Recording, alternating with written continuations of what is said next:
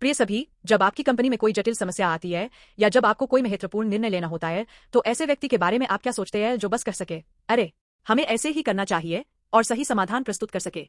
क्या आपको नहीं लगता कि वे वास्तव में बुद्धिमान और अद्भुत हैं?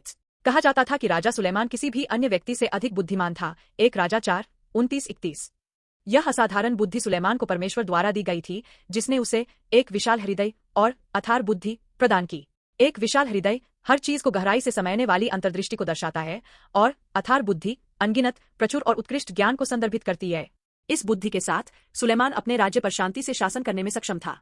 तो यह मार्ग आज के हमारे जीवन के लिए क्या मायने रखता है? हम सुलेमान जैसे राष्ट्रों पर शासन करने वाले राजा नहीं हैं, लेकिन हम हर दिन अनगिनत विकल्प और निर्णय लेकर जीते हैं। काम पर, घर पर, दोस्ती में, और यहाँ तक कि आज क्या खाना या पहनना है जैसे छोटे मोटे मामलों में भी हम कभी कभी बहुत अधिक जानकारी में खो जाते हैं, और रिश्तों में हमें दुख और अकेलापन महसूस हो सकता है।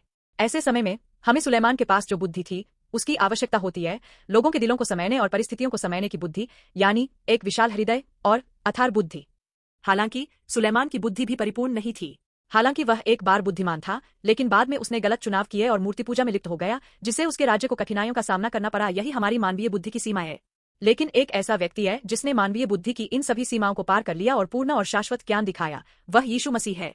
यीशु इस पृथ्वी पर परमेश्वर की इच्छा को पूरी तरह से प्रकट करने के लिए आया और हमारे जीवन में सच्चा प्रकाश बन गया, जो पाप से अंधकार में हो गए थे। यीशु उन सभी समस्याओं का उत्तर है जिनका हम सामना करते हैं, और हमें वह रास्ता दिखाता है जिस पर हमें चलना चाहिए।